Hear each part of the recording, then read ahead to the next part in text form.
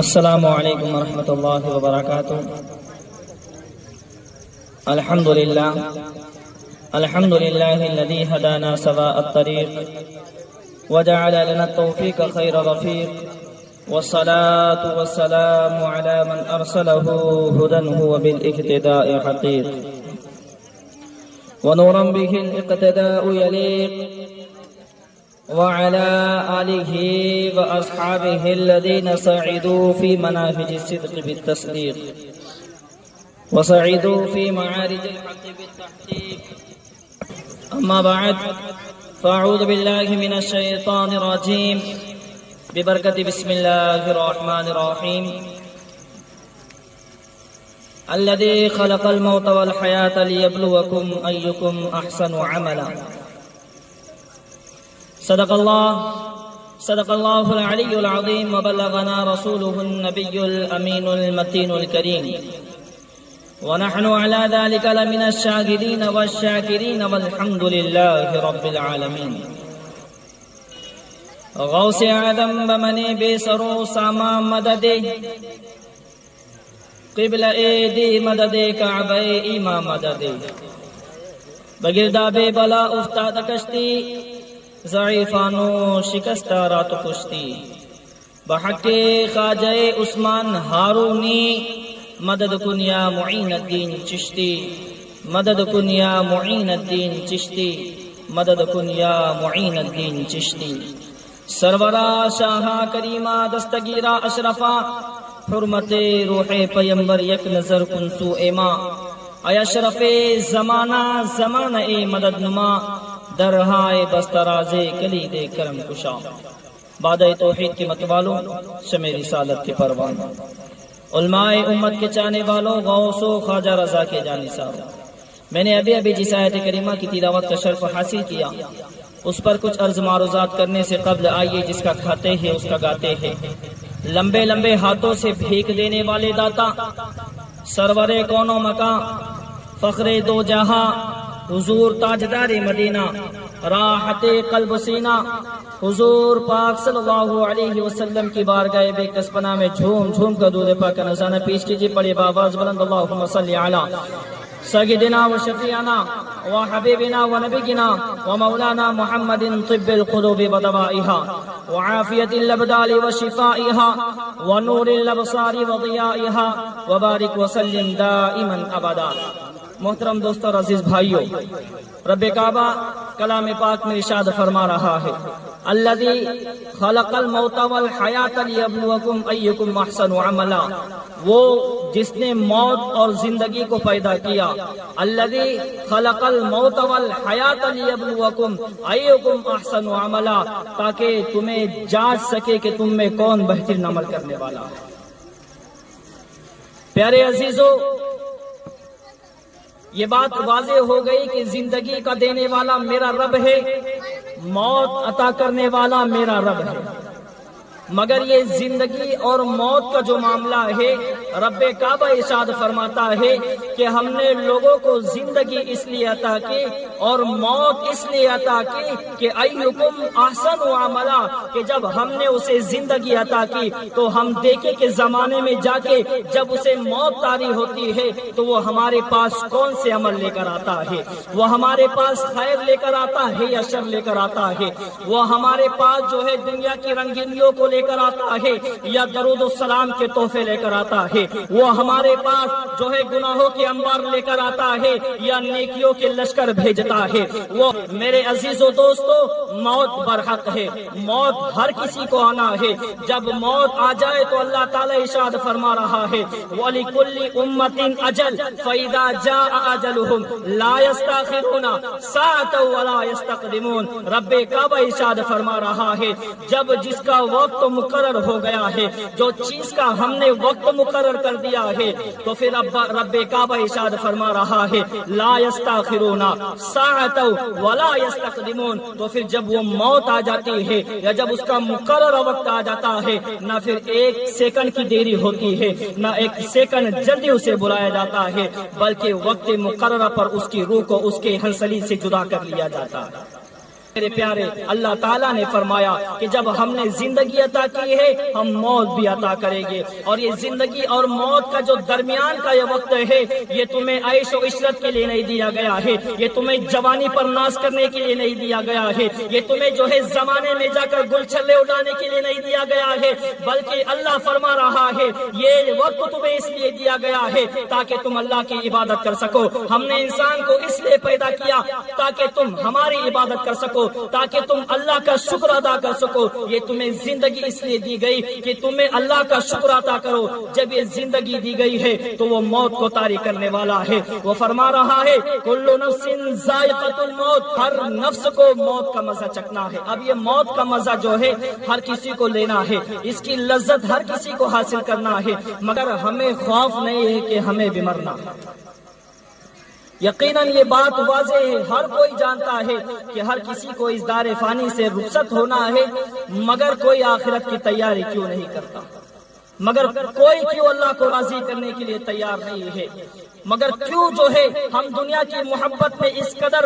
فنا ہو چکے ہیں کہ ہمیں رب یاد نہیں ہے، ہمیں قبر کی زندگی یاد نہیں ہے، ہمیں جو ہے یہ دنیا کا فنا ہونا یاد نہیں ہے، جبکہ اللہ تعالیٰ اس دنیا کے بارے میں ارشاد فرما رہا ہے وَمَا الْحَيَاةُ الدُّنْيَا إِلَّا مَتَاعُ الْغُرُورِ، یہ جو دنیا ہے دھوکے کا سامان ہے، یہ دنیا کی جو تمہیں رنگینی نظر آ رہی ہے، یہ دنیا کی جو تمہیں خوبصورتی نظر آ رہی ہے، یہ دنیا میں جو تمہیں بہار نظر آ رہی ہے، یہ دھوکے کا سامان ہے۔ دوسری جگہ میرا رب ارشاد فرما رہا ہے وَمَا هَٰذِهِ الْحَيَاةُ الدُّنْيَا إِلَّا لَعِبٌ وَلَهْوٌ، اے لوگو یہ جو تمہیں دنیا کا سامان نظر آ رہا ہے یہ کھیل اور کود کے علاوہ کچھ بھی نہیں ہے۔ یہ جو دنیا کی تمہیں زینت نظر آ رہی ہے وَمَا أُوتِيتُمْ إِلَّا مَتَاعُ الْحَيَاةِ الدُّنْيَا، رب فرما رہا ہے دنیا میں جو کچھ بھی چیزیں تمہیں نظر آ رہی ہے یہ دنیا کی زینت ہے، یہ دنیا کا ساز و سامان ہے۔ پھر میرے عزیز و دوستو سوال پیدا ہوتا ہے کہ تمام خوبصورتی دنیا کی ہے اور یہ دنیا ختم ہونے والی ہے، تو وہ قبر جو اندھیری کوٹری ہے جہاں پر کوئی کس کا پرسان حال نہیں ہوگا، جہاں پر کوئی تمہیں فاتحہ بخشنے والا نہیں ہوگا، تو میرے عزیز و دوستو اس کی خوبصورتی کیا ہے؟ تو اس کی خوبصورتی یہ ہے کہ تم وہاں پر جو ہے نمازوں کا تحفہ سجا کر لے کر جاؤ، اس کی خوبصورتی یہ ہے کہ وہاں پر تم درودوں کے تحفے سجا کر لے کر جاؤ، اس کی خوبصورتی یہ ہے کہ تم وہاں پر سنت رسول کو سجا کر لے کر جاؤ، جو ہے خوبصورتی یہ ہے کہ وہاں پر تم نیک عمل کو جو ہے اپنے ساتھ لے کر چلے جاؤ، اس لیے کہ وہاں پر کوئی دنیا دار تمہاری مدد کرنے والا نہیں، اس لیے تو تم زمانے میں یہ سمجھتے ہو کہ فلاں تمہاری مدد کر دے گا، آج فلاں طاقتور تمہارے پیچھے ہے، آج فلاں ممبر تمہارے پیچھے ہے، آج پیسے تمہارے پیچھے ہے، آج عزتیں تمہارے پیچھے ہے، آج دولتیں تمہارے پیچھے ہے، مگر جب تم قبر میں پہنچ جاؤ گے، جب کوئی پرسان حال نہیں ہوگا، جب منکر نکیر سوال کے لیے حاضر ہو جائے گے، وہاں پر کوئی تمہاری مدد کرنے والا نہیں ہوگا، تو اس وقت کیا چیزیں کام آنے والی ہے؟ اللہ فرما رہا ہے وَاتَّقُوا يَوْمًا لَا تَجْزِي نَفْسٌ عَن نَفْسٍ شَيْئًا وَلَا يُقْبَلُ مِنْهَا،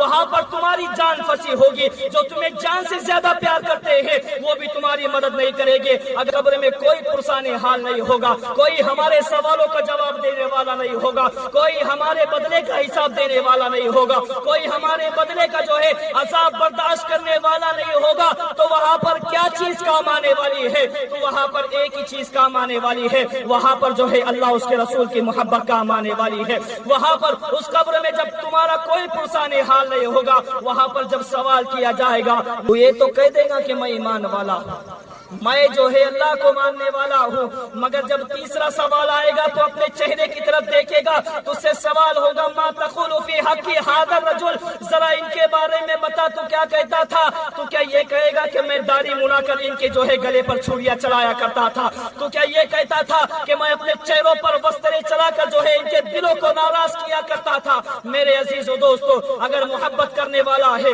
اور جان نثاری سے ان کے اوپر جان قربان کرنے والا ہے تو باضابطہ پکار اٹھے گا کہ ہم تو یہ کہتے تھے کہ مصطفیٰ جان رحمت پہ لاکھوں سلام، شمع بزم ہدایت پہ لاکھوں سلام، جس طرف اٹھ گئی دم میں دم آ گیا، اس نگاہ شفاعت پہ لاکھوں سلام۔ تو میرے دوستوں عزیز بھائیوں، کہنے کا مقصد یہ ہے کہ قل اطیعوا اللہ و اطیعوا الرسول، اللہ اس کے رسول کی اطاعت کرنی ہوگی۔ موت ہر کسی کو آنی ہے، موت مجھے بھی آنی ہے، موت آپ کو بھی آنی ہے۔ بس معاملہ یہ ہے کوئی بچپنے میں چلا جاتا ہے، کوئی جوانی میں چلا جاتا ہے، کوئی بہت کم ایسے لوگ ہوتے ہیں کہ جو بڑھاپے کی منزلوں کو طے کرتے ہیں، مگر مرنا انہیں بھی ہے، موت انہیں بھی آنی ہے، حساب انہیں بھی دینا ہے۔ تو میرے پیارے، آج جو ہم یہاں پر جمع ہوئے ہیں وہ اس عبرت کو حاصل کرنے کے لیے جمع ہوئے ہیں کہ یہ جو دنیا ہے یہ ختم ہونے والی ہے، ہر کسی کو موت کا سامنا کرنا ہے، ہر کسی کو ملک الموت کے روبرو آنا ہے، ہر کسی کو اس دنیا کی محبت کو چھوڑ کر جو ہے اللہ اس کے رسول سے لو لگانے کی ضرورت ہے، ہر کسی کو دنیا کی رنگینیوں کو چھوڑ کر جو ہے قبر کی رنگینیوں کو سجانے کی ضرورت ہے۔ میرے پیارے، دنیا اور قبر کی بات چل رہی ہے تو میں آپ کو علامہ رومی کے ایک نصیحت سے جو ہے آپ کے ایمان کو تازہ کرتا ہوا چلتا کہ علامہ رومی اپنی مثال سے لوگوں کے دلوں کو جیت لیتے ہیں، ان کی مثالیں ایسی ہوتی ہے کہ بات واضح ہو جاتی ہے۔ تو یہ آج ہم دنیا سے جو محبت کر رہے ہیں تو وہ اس مثال سے ہمیں سمجھانا چاہ رہے ہیں کہ ماجرا کیا ہے۔ میرے عزیز و دوست، وہ فرماتے ہیں کہ ایک بڑا شہر تھا جس کے ارد گرد نواؤں میں جو ہے جزیرہ قائم تھا۔ تو اس جزیرے کے لوگ کیا کیا کرتے تھے، جو بھی جو ہے سال کی پہلی تاریخ کو جو انہیں پہلی تاریخ کو پہلا چہرہ نظر آتا وہ اس کے پاس جاتے، اس کا پھولار کراتے، اس کا استقبال کرتے اور کہتے کہ آج سے یعنی 1 تاریخ سے لے کے سال کی آخری تاریخ تک تو ہمارا بادشاہ ہے۔ اب بہت سے لوگ ان کی اس دین پر خوش ہو جاتے اور کہتے کیا بات ہے کہ ہمیں جو ہے سلطنت عطا کر دی گئی، مگر وہ یہ بتا دیتے کہ سال کی جب آخری تاریخ ہوگی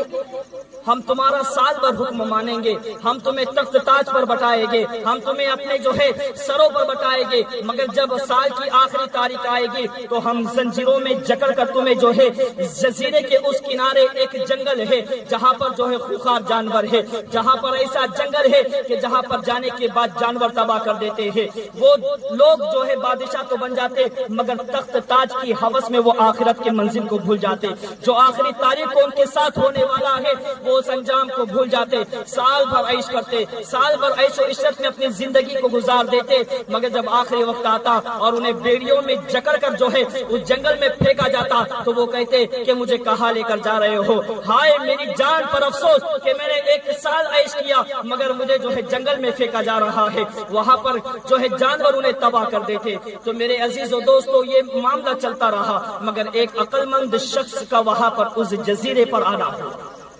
اب وہ عقل مند شخص کی جب انہوں نے شکل کو دیکھا تو پھول ہار کیا اور اس کا استقبال کیا اور کہا کہ آج سے تم جو ہے ہمارے بادشاہ ہو، آج سے تم ہمارے حاکم ہو، آج سے تم جو حکم دو گے میں وہ کروں گا۔ مگر وہ عقل مند تھا، کہنے لگا مجھے جو ہے حاکم ہونے کے امور معلومات نہیں ہے، مجھے بادشاہ ہونے کے احکامات معلوم نہیں ہے، میں تمہارا بادشاہ کیسے بن سکتا ہوں۔ وہ کہنے لگے آج تک کسی نے منع نہیں کیا اور اگر تم منع کرو گے تو ہمیں اگر جو ہے تمہیں بیڑیاں ڈال کر بھی اگر تخت پر بیٹھا نہ پڑے تو 1 سال تک ہم تمہیں جو ہے تخت پر بٹھائیں گے، مگر تم ہی ہماری حاکم ہو۔ اور جو ہے وہ جو رائے ان کی ہوتی ہے وہ مشورہ اسے دیتے ہیں کہ سال کے آخر میں جو ہے ہم اس جنگل میں جو جہاں پر خطرناک جانور ہے وہاں پر پھینک دیں گے۔ وہ عقل مند شخص کہنے لگا تم میری ساری باتوں کو مانو گے؟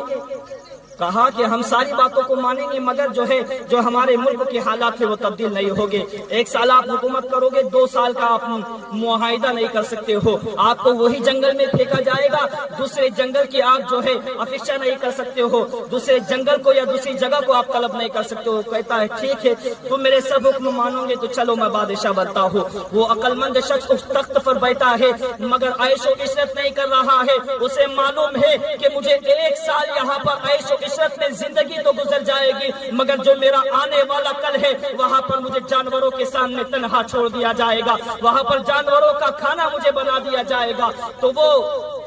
شخص کیا کرتا ہے کہ تمام خادموں کو حکم دیتا ہے، تمام وزیروں کو حکم دیتا ہے کہ جاؤ اور جا کر اس جنگل کے تمام پیڑوں کو کاٹ ڈالو۔ جاؤ اس جنگل کے تمام جنگلی جانوروں کو ختم کر ڈالو،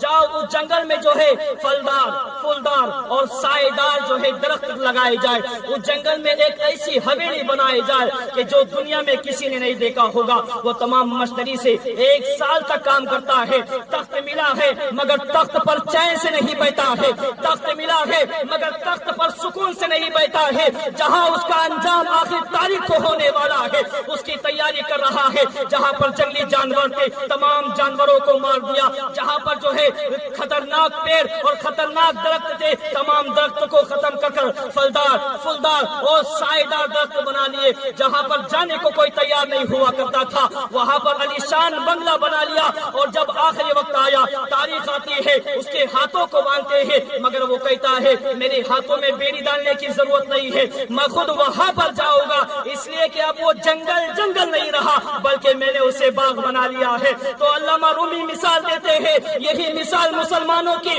اور کافروں کی ہے کہ مسلمان اور کافر دنیا میں آ کر یہ سمجھتا ہے کہ دنیا کی زندگی ہمیشہ کی زندگی ہے، وہ قبر کو بھول جاتا ہے، وہ حشر کو بھول جاتا ہے، وہ آخرت کو بھول جاتا ہے اور گناہوں پر گناہ کرتا ہے۔ اسے پتا ہوتا ہے کہ مجھے مرنا ہے، اسے یقین ہوتا ہے کہ میری جان میری ہنسلی سے جدا کر لی جائے گی، اسے پتا ہوتا ہے کہ کوئی جب میری موت آ جائے گی نہ کوئی ڈاکٹر مجھے بچا سکتا ہے، نہ کوئی طبیب مجھے بچا سکتا ہے، نہ کوئی حکیم مجھے بچا سکتا ہے، مگر وہ گناہوں میں اس قدر ملوث ہو جاتا ہے، وہ دنیا کی محبت میں اس قدر غافل ہو جاتا ہے، الہاکم التکاثر حتی زرتم المقابر، یہاں تک کہ قبر کی منہ کو پہنچ جاتا ہے مگر موت کی اسے فکر نہیں ہوتی ہے، معلوم ہوتا ہے کہ موت آنی ہے مگر موت کی فکر نہیں ہوتی ہے، مگر وہ فرماتے ہیں کہ مسلمان کی مثال اس عقل مند بادشاہ کی طرح ہے کہ وہ دنیا میں جاتا تو ہے پریشانیوں کو اٹھاتا ہے، اپنی دکانوں کو بند کرتا ہے، پہلے اپنے رب کو راضی کرنے کے لیے مسجد کے دروازے کو دستک دیتا ہے،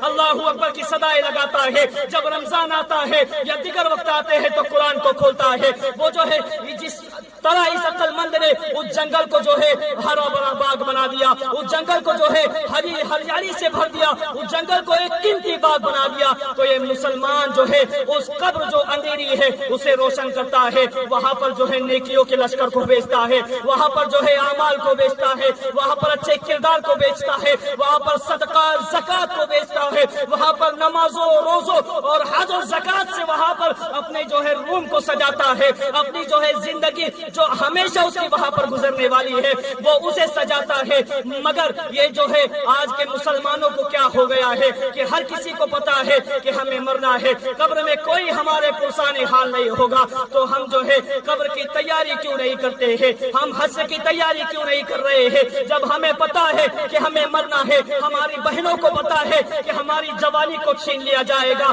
ہماری خوبصورتیوں کو ختم کر لیا جائے گا، ہماری جوانیاں جو ہے ہمارے بچوں کے سامنے تباہ ہوتی بھی نظر آئے گی، ہماری بہنوں کو ہمارے بھائیوں کو کیا ہوا ہے کہ موت کو بھلا دیا ہے، یہاں تک کہ اتنا خطرناک عالم ہے کہ اگر مسلمان عورتوں سے پوچھ لیا جائے کہ تم دین میں کتنی وقت کی نماز پڑھتی ہو تو استغفر اللہ ربی ان کے چہرے شرم سے نیچے ہو جاتے ہیں۔ اے حضرت انسان ذرا غور تو کر، وہ قبر جہاں پر تجھے ہمیشہ سونا ہے تو اس کی فکر نہیں کرتا، مگر یہ دنیا جس کے بارے میں رب فرما رہا ہے وَالسَّمَاءِ ذَاتِ الْبُرُوجِ وَالْيَوْمِ الْمَوْعُودِ وَالشَّاهِدِ وَمَشْهُودِ، یہ سما یا آسمان جو تمہیں نظر آ رہا ہے یہ میں اپنے حکم سے ریزہ ریزہ کرنے والا ہوں، جس سورج کے بارے میں رب فرما رہا ہے اِذَا الشَّمْسُ كُوِّرَتْ وَإِذَا النُّجُومُ انكَدَرَتْ وَإِذَا الْجِبَالُ سُيِّرَتْ، یہ جو ہے اس سورج کو توڑ دیا جائے گا، یہ ستاروں کو توڑ دیا جائے گا، پہاڑوں کو چلایا جائے گا، زمین کو ریزہ ریزہ کر دیا جائے گا، یہ دنیا جو ختم ہونے والی ہے ہم اس کے اندر گھر بنانے کے لیے اپنی زندگی کو تباہ کر دیتے ہیں، مگر جو ہمیشہ رہنے والی ہے اس قبر کی ہم تیاری کیوں نہیں کرتے؟ اے میری بہنوں، اے میرے بھائیوں، ذرا اپنے گریبان میں جھانک کر دیکھو کہ ہمیں موت کی تیاری نہیں کرنی ہے، کیا ہمیں قبر کی تیاری نہیں کرنی ہے، کیا ہمیں آخرت کی تیاری نہیں کرنی ہے؟ اگر نہیں مرنا ہے تو مت کرو، اگر مرنا ہے تو پھر آخرت کی تیاری کرو۔ اگر تمہیں پتا ہے کہ تمہیں موت آنی ہے، اگر تمہیں پتا ہے کہ تمہیں رب کے علاوہ کوئی معاف نہیں کرنے والا، تو پھر تم انہو کان غفارا اس کی مغفرت کی طرف کیوں نہیں دوڑتے؟ تم اس سے معافی طلب کیوں نہیں کرتے؟ وہ بڑا معاف کرنے والا کریم ہے۔ اگر گناہ ہو چکے ہیں تو کوئی بات نہیں، اللہ فرما رہا ہے لا لا تقنطوا من رحمت اللہ، اللہ کی رحمت سے نا امید نہ ہو، وہ بے انتہا عطا کرنے والا ہے، وہ بے انتہا دینے والا ہے۔ ہم نے دنیا کی زندگی کو ہمیشگی کی زندگی سمجھ لیا ہے، یہ ہمیشہ نہیں رہنے والی ہے، یہ ختم ہونے والی ہے، اس کی خوبصورتی ختم ہو جائے گی۔ اور میں ہمیشہ کہتا ہوں کہ جس رب کی دنیا اتنی خوبصورت ہے، ذرا بتاؤ اس کی جنت کتنی خوبصورت ہوگی۔ جس رب کی دنیا اتنی خوبصورت ہے، جس کی اس کی نظر میں کوئی حیثیت نہیں ہے، جس کی نظر قدرت میں رب فرما رہا ہے کہ دنیا کی مثال میرے نزدیک مچھر کے پر کے برابر بھی نہیں ہے، جس کی مچھر کے پر کے برابر بھی کوئی قیمت نہیں ہے، انسان اس کو حاصل کرنے کے لیے اپنے اہل و عیال کو چھوڑ دیتا ہے، اپنے رشتہ داروں کو چھوڑ دیتا ہے، دوست و احباب کو چھوڑ دیتا ہے، تمام چیزوں کو چھوڑ دیتا ہے، سب سے بڑی چیز اپنے نبی کو چھوڑ دیتا ہے۔ ذرا بتاؤ اس کا کیا حال ہوگا۔ مگر جو جنت اتنی خوبصورت ہے، جس کے بارے میں رب کہہ رہا ہے ان للمتقین مفازا حدائق وعنابا وکواعب اترابا وکاسا دہاقا، وہ اتنی خوبصورت ہوگی کہ وہاں پر متقیوں کو شرابا طہورا پلایا جائے گا، وہ اتنی خوبصورت ہوگی کہ وہاں پر متقیوں کو جو ہے انگور کے رس دیے جائے گے، وہ اتنی خوبصورت ہوگی کہ وہاں پر اگر جنتی کوئی چیز کو مانگے گا تو پہلے سوچے گا، اس سے پہلے ہی اس کے ہاتھ میں وہ چیز آ جایا کرے۔ تو یہ دنیا جس کے لیے ہم جد و جہد کرتے ہیں رب کو ناراض کر کے، تو کیا اس کی رضا حاصل کر کے ہم جنت کی طرف کیوں نہیں دوڑتے؟ تو جنت کی طرف دوڑو، کافروں کے راستوں سے بچو، کافروں کے طریقوں سے بچو، جو راستوں پر کافر چل چکے ہیں ان راستے پر نہ چلو، بلکہ اللہ فرما رہا ہے وَسَارِعُوا إِلَىٰ مَغْفِرَةٍ مِّن رَّبِّكُمْ وَجَنَّةٍ عَرْضُهَا السَّمَاوَاتُ وَالْأَرْضُ أُعِدَّتْ لِلْمُتَّقِينَ۔ دوڑو اپنے رب کی بخشش کی طرف، دوڑو اس کی مغفرت کی طرف، دوڑو اس کی جنت کی طرف، عرضها السماوات والارض، جس کی جنت کی وسعت زمین اور آسمان سے زیادہ چوڑی ہے، اعدت للمتقین، مگر یاد رکھو وہ کسی ایرے گہرے کے واسطے نہیں بلکہ متقیوں کے لیے بنائی گئی ہے، جن کی راتیں جو ہے سجدوں میں گزرتی ہے، ایک کروٹ بستر سے جدا ہوا کرتی ہے، وہ جنت ایسے لوگوں کے لیے ہے، وہ متقیوں کے لیے ہے، وہ حضور سے محبت کرنے والوں کے لیے ہے، وہ حضور کے غلاموں کے لیے ہے۔ تو جو ہے اپنے نبی کو جو ہے اپنے نبی سے محبت کرو، ہر کوئی جو ہے نبی سے اس قدر محبت کرو۔ اب یہ نہیں کہ نبی سے محبت کی تو نماز معاف ہو گئی، یہ نہیں کہ نبی سے محبت کی تو جو ہے روزے معاف ہو گئے، یہ نہیں کہ نبی سے محبت کی بس ربیع الاول آیا اور نعرہ لگا لیے، بلکہ نبی سے محبت یہ ہے کہ میرے امام کہتے ہیں کروں تیرے نام پہ جا فدا، ایک جا کیا دو جہاں فدا، دو جہاں سے بھی جی نہیں برا، کیا کروں کروڑوں جہاں نہیں۔ امام محمد رضا خواہ فاضل بریلوی علیہ رحمت و رضوان فرماتے ہیں کروں تیرے نام پہ جا فدا۔ یا رسول اللہ، تحفظ سے نہیں، صرف نام پر، نام کی بات ہو رہی، صرف یا رسول اللہ نام کی بات ہو رہی ہے، کروں تیرے نام پہ جا فدا، ایک جہاں کیا دو جہاں فدا، دو جہاں سے بھی جی نہیں بھرا۔ میرے امام کی محبت دیکھیے اور حد تو دیکھیے کہ یا رسول اللہ یہ دو جہاں کی کیا بات ہے، امام محمد رضا آپ کے اوپر یہ تو قربان کر چکا ہے، دو جہاں کی کوئی بات نہیں، اگر کروڑوں جہاں بھی ہوتے تو آپ کے قدموں پر امام محمد رضا نچاور کرتے۔ محبت یہ ہوتی ہے، محبت میں جو ہے کوئی سودا نہیں پیدا، محبت میں جب تم نے کہہ دیا لا الہ الا اللہ محمد رسول اللہ، تو پھر جب تم نے اپنی نخیل کو جو ہے اپنے رسول کے ہاتھ میں دے دی۔ مثال دیتا ہوں کہ اگر کوئی اونٹ ہے، اس کی نخیل اس کے مالک کے ہاتھ میں ہے، اب مالک چاہے ادھر لے کر جائے چاہے ادھر لے کر جائے، اونٹ یہ نہیں بول سکتا مجھے ادھر کیوں لے کر جا رہا ہے، مالک نے جدھر لے کر گیا۔ جب تم نے نخیل جو ہے اپنے رسول کے ہاتھ میں دے دی، رسی کو جو ہے وَاعْتَصِمُوا بِحَبْلِ اللَّهِ جَمِيعًا، اللہ کی رسی کو تھام لیا اور پڑھ لیا لا الہ الا اللہ محمد رسول اللہ، تو اب اگر تم یہ کہو گے کہ میں ادھر بھی چلا جاؤں گا چلے گا، ادھر بھی چلا جاؤں گا چلے گا، اب نہیں چلے گا، اس لیے کہ اب تم نے دامن مصطفیٰ کو تھام لیا ہے، اب شریعت مصطفیٰ پر عمل کرنا ہوگا، اب شریعت تمہارے گھر سے نہیں چلے گی، شریعت آمنہ کے لال کے ادھر سے چلے گی. شریعت ہمارے باپ کی جاگیر نہیں بلکہ شریعت میرے رسول اللہ کی جاگیر ہے, وہاں سے شریعت چلے گی. اب جب ہم نے لا الہ الا اللہ پڑھ لیا تو پھر ہمیں دائیں بھی اور بائیں بھی جانے کی کیا ضرورت ہے پیارے؟ پھر ہمیں جانے کی ضرورت کیوں ہے ادھر ادھر؟ جب رسول نے کہہ دیا قرۃ عینی فی الصلاۃ کہ نماز میری آنکھوں کی ٹھنڈک ہے, اور تم نے جو ہے محبت کا دعویٰ کر لیا ہے, تو محبت کا تقاضا یہ ہے کہ تم جو ہے اپنے رسول سے جو ہے سچی اور پکی محبت کرو. اب محبت کا تقاضا یہ ہے کہ اب تمہیں نماز بھی پڑھنی ہوگی. محبت کا تقاضا یہ ہے کہ اب تمہیں جو ہے گناہوں سے بچنا ہوگا. محبت کا تقاضا یہ ہے کہ اب تمہیں جو ہے اپنے رسول کے فرمان پر عمل کرنا ہوگا. تمہیں جو ہے تم سرافہ صدیق تو نہیں بن سکتے, تم سرافہ عمر تو نہیں بن سکتے, تم سرافہ جو ہے غنی اور جو ہے سرافہ حضرت علی نہیں بن سکتے, مگر ان کے قدموں کی دھول تو بن سکتے ہو. مگر ان کے قدموں کی جو ان کی جوتیوں سے جو دھول جڑتی ہے وہ دھول تو تم بن سکتے ہو. اپنے بچوں کو ان کا غلام تو بنا سکتے ہو. تو پیارے کہنے کا مقصد یہ ہے کہ دنیا کی محبت کو اپنے دل سے نکالو. میں یہ نہیں کہتا کہ پیسے کمانا چھوڑ دو, میں یہ نہیں کہتا کہ جاب پر جانا چھوڑ دو, میں یہ نہیں کہتا کہ تم اپنے گھروں پر بیٹھے رہو, بلکہ میں یہ کہتا ہوں کہ جب مؤذن اذان دے حی علی الصلاۃ حی علی الفلاح تو تم اپنے کاموں کو چھوڑ کر اس رب کی طرف دوڑو جو بے انتہا بخشش و مغفرت کو جو ہے عطا کرنے والا ہے. تو یہ بات ہم کہہ رہے ہیں کہ آپ کو جو ہے اللہ اس کے رسول کے احکامات پر عمل کرنا ہوگا, ان کے فرامین کو ماننا ہوگا. ہم اپنے آپ کو جو ہے بازار مصطفیٰ میں بیچنا ہوگا, اس کے علاوہ کوئی چارہ نہیں. اگر آپ نے اپنے آپ کو سودا بازار مصطفیٰ میں نہیں کیا تو کوئی بھی آ کر آپ کو گمراہ کر سکتا ہے, تو پھر کوئی بھی آ کر جو ہے آپ کے دل سے آپ کے ایمان کو ختم کر سکتا ہے. اس لیے کہ ہم جو ہے بکے نہیں ہے. جب کوئی چیز بک جاتی ہے تو پھر اس کے مالک کی ہو جاتی ہے, کوئی ڈاکہ نہیں ڈال سکتا. مگر جب پلاٹ بکنگ نہیں ہوا ہے تو پھر 1000 لوگ آئیں گے, جب بہترین قیمت ملے گی تو یہ سودا طے ہو جائے گا. مگر تم نے اپنی قیمت رسول کے دربار میں اگر لگا دی تو پھر بڑے سے بڑا طاقتور اور بڑے سے بڑا زہراور تمہارے ایمان کو خرید نہیں سکتا. بڑے سے بڑا ملک کا بادشاہ جو ہے تمہیں ڈگمگا نہیں سکتا, اس لیے کہ تم نے سودا ایسی جگہ کیا ہے جہاں پر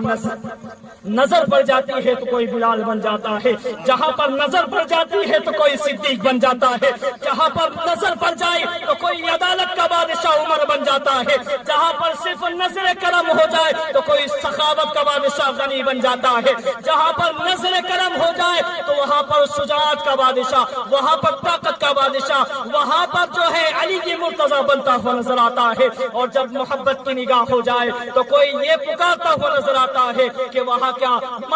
کیا جود و کرم ہے, صحبت ہا تیرا نہیں سنتا ہی نہیں ماننے والا تیرا. جب وہ اپنی محبت کے لیے قبول کر لے تو کوئی احمد رضا بنتا ہوا نظر آتا ہے. کہنے کا مقصد یہ ہے کہ جب تک بکو گے نہیں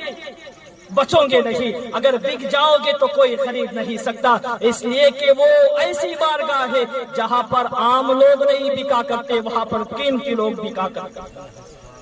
میرے عزیز و دوستو, کہنے کا مقصد یہ ہے کہ ہمیں جو ہے بازار مصطفیٰ میں بکنا ہوگا. ہمیں کل اطیع اللہ و اطیع رسول کے دامن کو تھامنا ہوگا. صرف اللہ اللہ اللہ اور صرف یا رسول اللہ کام کہنے سے کام نہیں چلے گا, ہمیں دونوں کو تھامنا ہوگا. اس لیے کہ جب دونوں کے جو ہے راستوں پر چلو گے اور احکام کو مانو گے تو اللہ فرما رہا ہے وَمَن يُطِعِ اللَّهَ وَالرَّسُولَ فَأُولَٰئِكَ مَعَ الَّذِينَ أَنْعَمَ اللَّهُ عَلَيْهِمْ. اللہ فرما رہا ہے کہ جب تم اللہ اور اس کے رسول کے طریقوں پر چلنا شروع کر دو گے تو من النبیین والصدیقین والشہداء والصالحین, اگر تم گناہگار بھی ہوگے تو اللہ تعالیٰ تمہیں صدیقین میں شامل کرے گا, اللہ تعالیٰ تمہیں صالحین میں شامل کرے گا, اللہ تعالیٰ تمہیں شہداء میں شامل کرے گا. اس لیے کہ اللہ تعالیٰ گناہوں کو معاف کرنے پر قادر ہے, مگر اللہ تعالیٰ غداری کو معاف نہیں کرتا. پیارے, اللہ تعالیٰ رسول کی گستاخی کو معاف نہیں کرتا, اللہ تعالیٰ جو ہے کفر کو معاف نہیں کرتا. اگر تم 1000 گناہوں کو لے کر چلے جاؤ مگر ذرہ برابر بھی اگر تم نے ایمان لے کر گیا تو پھر یاد رکھو وہ اتنا کریم ہے کہ ہزاروں گناہوں کو معاف کرنے پر قادر ہے. صرف صدقہ مصطفیٰ پر جو ہے وہ اپنی امت کو بخشنے کے لیے تیار ہے. تو جب ہم راستہ مصطفیٰ پر چلیں گے تو ہمارا کیا عالم ہوگا. تو پیارے, ہمیں جو ہے اللہ اس کے رسول کے احکامات کو ماننا ہوگا. ہمیں جو ہے نمازوں کی پابندی کرنی ہوگی. ہم جو آج یہاں پر 40ویں میں جمع ہوئے، اس کا مقصد یہ ہے جو اس پر بھی تھوڑی گفتگو کرنی ہے میرے دوستو، کہ ہم نے آیت کریمہ پڑھی الذی خلق الموت والحیات لیبلوکم ایکم احسن عملا، کہ جو زندگی بھی دینے والا اللہ ہے اور موت بھی دینے والا اللہ ہے. مگر وہ یہ دونوں چیزیں کیوں عطا کرتا ہے؟ اللہ تعالیٰ جب زندگی دیتا ہے تو اس دنیا میں ہمیں امتحان کے لیے بھیجتا ہے کہ الذی،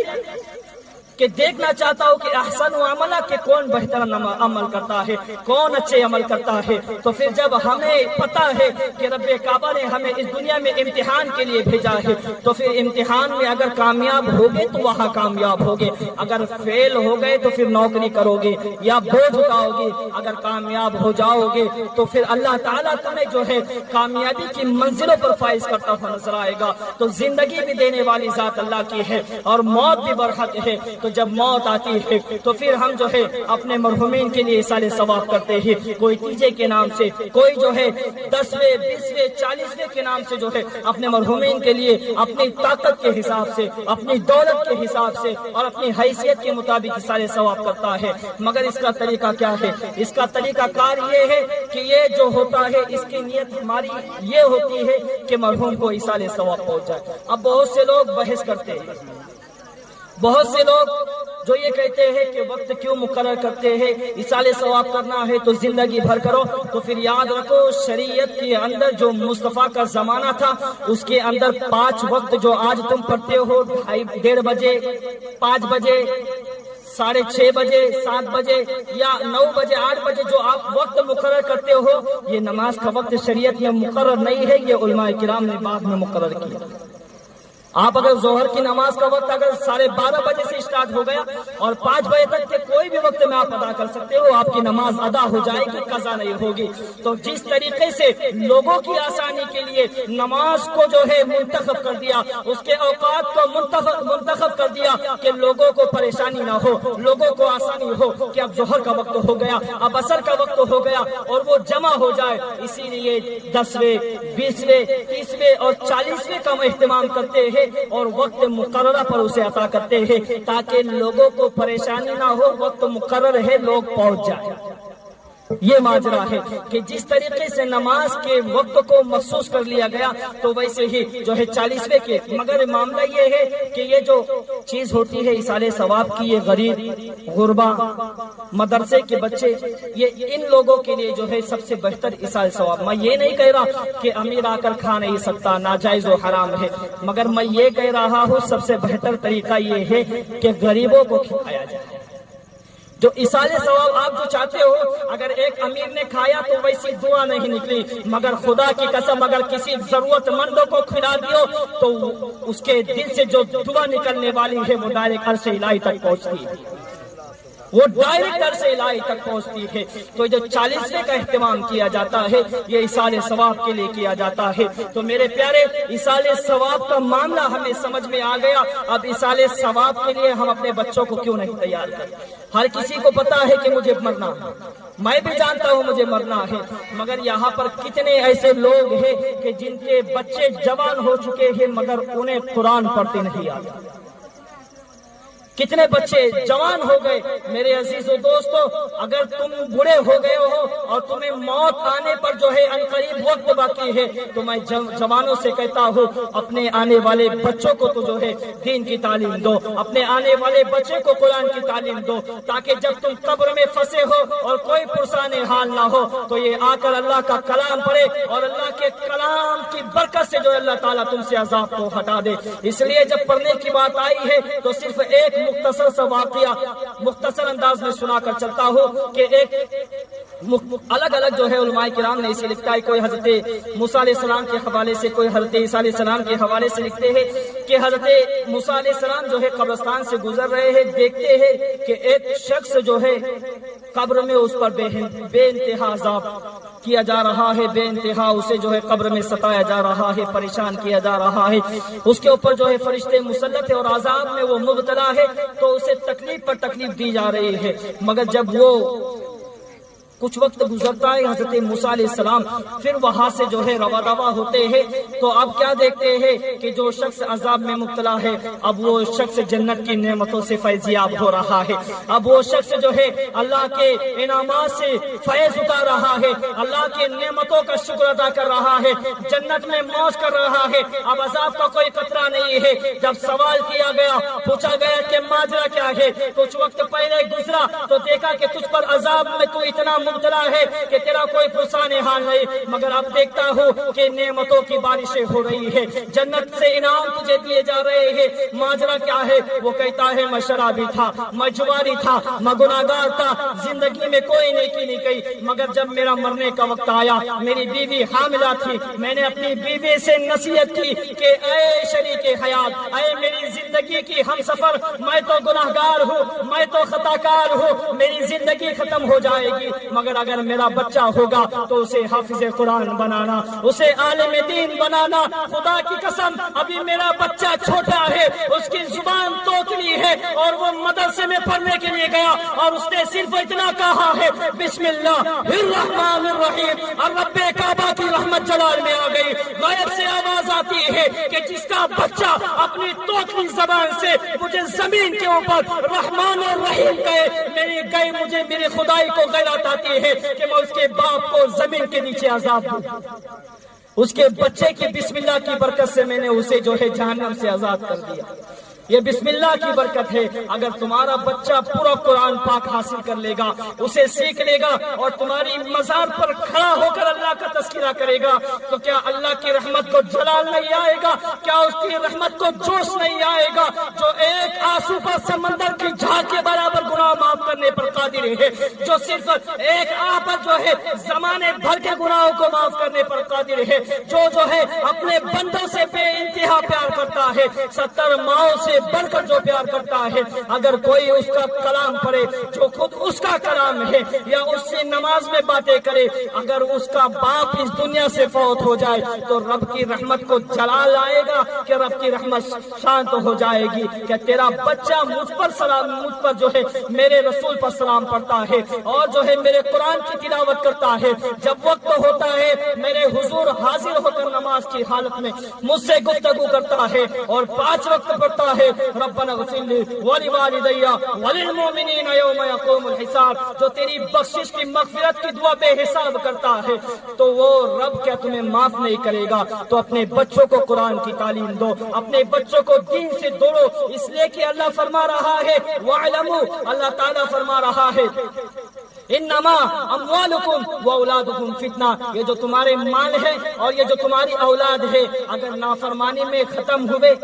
تو یہ فتنہ ہے، اگر مال تم غلط جگہ خرچہ کر رہے ہو فتنہ ہے، اگر اولاد کو جو ہے تم غلط راستے پر لے کر جا رہے ہو فتنہ ہے، اس لیے کہ اللہ نے دوسری جگہ ارشاد فرمایا المال والبنون زینت الحیات الدنیا والباقیات الصالحات خیر عند ربک ثوابا وخیر عملا، یہ تو جو ہے دنیا کی زینت ہے، مگر جو باقی رہنے والی چیز ہے وہ نیک عمل ہے۔ اپنے بچوں کو نیکی کے راستوں پر لگانا ہے، اپنے بچوں کو جو ہے حافظ قرآن بنانا ہے، اپنے بچوں کو جو ہے نماز کی تعلیم سے آراستہ و پیراستہ کرنا ہے، اپنے بچوں کو اور خود اپنے آپ کو اللہ اس کے رسول کی رضا پر راضی رکھنا، یہ جو ہے تمہیں جو ہے زینت الحیات دنیا، یہ دنیا کے بھی زینت ہے، والباقیات الصالحات خیر عند ربک ثوابا وخیر عملا، اور یہ چیزیں اللہ تعالیٰ کو بڑی پسند ہے، اور یہ آخرت میں بھی یہ چیزیں کام آنے والی ہے۔ تو جب تمہاری قبر پر پڑھنے والا کوئی نہیں ہوگا تو پھر اندر تمہیں جو ہے عذاب میں مبتلا کر دیا جائے گا،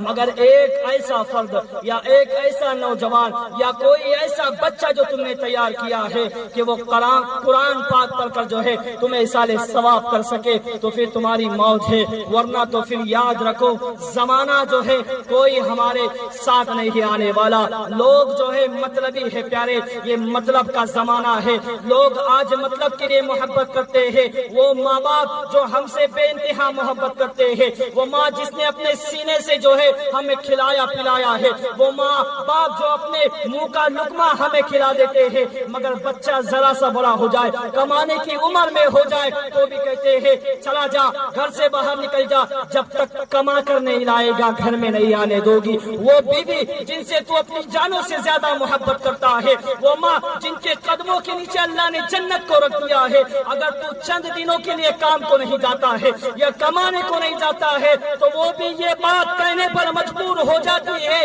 کہ جا چلا جا، جب تک کما کے نہیں لائے گا میرے گھر میں قدم نہیں رکھنا۔ مگر قربان جاؤ وہ رب پر، ہم رات کو بھی نافرمانی کرتے ہیں، دن میں بھی نافرمانی کرتے ہیں، اذان ہوتی ہے ہمارے کانوں سے گزر جاتی ہے، قرآن سامنے پڑھا ہے مگر پڑھتے نہیں آتا ہے، دن رات نا گناہوں میں گزر رہی ہے، مگر اس کے باوجود بھی وہ رب بے غرض محبت کرنے والا ہے۔ رات کو جو ہے بھوکا نہیں سلاتا، صبح بھوکا اٹھاتا ہے مگر بھوکا نہیں سلاتا، کبھی یہ نہیں کہتا کہ جو ہے یہ کر وہ کر، بس یہ کہتا ہے کہ ایمان کی حالت میں میرے پاس آ جا، تجھے وہ عطا کروں گا جو تُونے زمانے میں دیکھا بھی نہیں ہوگا۔ تو وہ ماں باپ جن سے ہم اتنی محبت کرتے ہیں، یا وہ بیویاں جو اپنی جانوں سے زیادہ ہمیں عزیز ہے، وہ بھی اگر انہیں روپیہ کما کر نہیں دے گے یقیناً، اور وہ بولے گی کیوں نہیں بولے گی، اگر تم نہیں کماؤ گے کہ تو وہ کمانے جائے گی،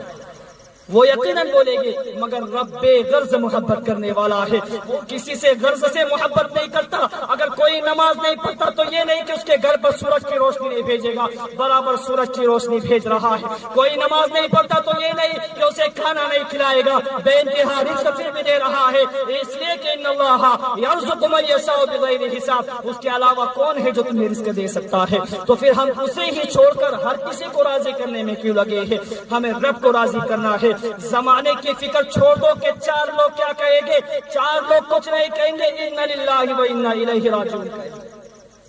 اس کے علاوہ کچھ بھی نہیں کر سکتے۔ تو پیارے، ہمیں اپنی زندگی کا تعین خود کرنا ہے، ہمیں قبر کا تعین خود کرنا ہے، ہمیں حشر کا تعین خود کرنا ہے۔ کوئی ہمارے ساتھ نہیں آنے والا، نہ ہمارا بھائی ہمارے ساتھ آئے گا، اس لیے کہ اللہ خود کہہ رہا ہے یوم یفر المرء من اخیہ وامہ وابیہ وصاحبتہ وبنیہ لکل امرئ منہم یومئذ شأن یغنیہ۔ وہ باپ جس سے تو محبت کرتا ہے ایک نے کی تجھے دینے نہیں والا، وہ بھائی جسے جان سے زیادہ تو چاہتا ہے ایک نے کی تجھے نہیں دینے والا، وہ بیوی، وہ بہن، وہ دوست احباب، کوئی تجھے نیکی نہیں دینے والے۔ اگر تجھے کوئی معاف کرنے والا ہے تو وہ رحمان ہے جو تیرے گناہوں کو بخشنے والا ہے، جو تمہیں تیرے کم نعمت جو ہے کم اعمال پر راضی ہونے والا ہے۔ تو ہم اسے چھوڑ کر ہر کسی کو راضی کرتے ہیں، ہم اسے ناراض کرتے ہیں اور سب کو خوش کرنے کی کوشش کرتے ہیں، تو یہ کام نہیں چلے گا۔ اگر خوش کرنا ہے تو اپنے رب کو اور رسول کو خوش کرو۔ اس کے بعد اللہ فرما رہا ہے لعلکم ترحمون، اس لیے کہ تم کامیاب ہو جاؤ۔ باقی اس کے علاوہ اگر تم دنیا کو خوش کرتے رہے تو یہ دنیا والے تمہاری قبر میں نہیں آنے والے۔ تو آج ہم ایصال ثواب کے طور پر یہاں پر جمع ہوئے، تو ہر کسی کو جو ہے مرحوم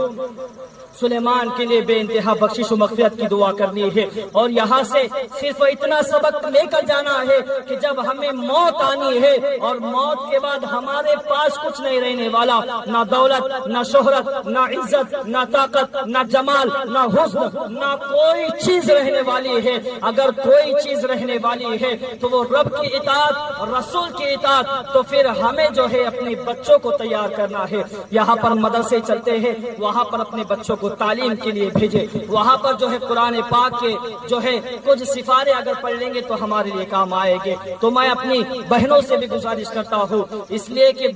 والدین حضرات جو والد ہوتے ہیں وہ اکثر باہر بزی ہوتے ہیں، مگر گھر کی جو ذمہ دار ہوتی ہے، گھر کی جو مالکن ہوتی ہے وہ عورت ہوتی ہے۔ اگر اس نے اپنے بچے کی تربیت صحیح کی تو پھر کوئی حسن بنتا ہوا نظر آئے گا، کوئی حسین بنتا ہوا نظر آئے گا۔ تو اگر اپنے بچوں کو حسن حسین کے غلاموں میں شامل کرنا ہے تو پہلے انہیں مسجد کا راستہ بتانا ہوگا۔ اگر نہیں جاتے تو ڈانٹ کر ڈپٹ کر بھیجے، اس لیے کہ جب مسجد سے وابستہ ہوگے تو پھر علماء سے وابستہ ہوگے، علماء سے وابستہ ہوگے، قرآن سے وابستہ ہوگے، قرآن سے جب وابستہ ہو جائے گے تو پھر وہ رسول اور رسول کے صحابہ سے وابستہ ہو جائے گی۔ یہ تمام تعلیمات جو ہے مسجد سے انہیں دی جائے گی اور مدرسوں سے دی جائے گی۔ تو اپنی جو دنیا کی زینت ہے، المال والبنون زینت الحیات الدنیا والباقیات الصالحات خیر، جو باقی رہنے رہنے والے ہیں وہ نیک اور صالح عمل ہے تو اپنے بچوں کو نیک بناؤ، اپنی دولت کو صحیح جگہ خرچہ کرو، اپنے آپ کو بھی دیکھو کہ ہم دن میں کتنی نمازیں پڑھتے ہیں، اور یہاں پر مرد حضرات بھی اور خواتین حضرات سے بھی گزارش ہے کہ وہ بھی اپنے گھروں پر جا کر خود بھی نماز پڑھے اور اپنے شوہروں کو بھی بھیجے، اس لیے کہ اکثر بیویوں کی وجہ سے شوہر نماز کو جایا کرتا ہے کہ انہیں بھیجے نماز کو جاؤ کہ نماز کا وقت ہو چکا ہے۔ تو یہ تمام چیزیں اب جو ہے وقت تقاضا نہیں دیتا، بس آپ کو جو ہے مرحوم سلیمان کے لیے بے انتہا اصالہ ثواب کرنا ہے جو بھی آپ سے ہو سکے۔ اور اس رات میں میں آخری بات کر کے جو ہے اپنی تقریر کو ختم کروں گا کہ یہاں پر رات بھر جاگنا جو بھی آپ کریں یہ بہت بہترین بات ہے، مگر رات بھر جاگنے کے بعد اگر آپ نے فجر کی نماز نہیں پڑھی تو آپ کا رات بھر جاگنا کوئی کام نہیں۔ سمجھ میں آ گیا؟ تو یہ الٹا آپ کو جو ہے کوئی اس کا ثواب نہیں ملے گا، فجر چھوڑنے کا الٹا گناہ ملے گا۔ تو یہاں پر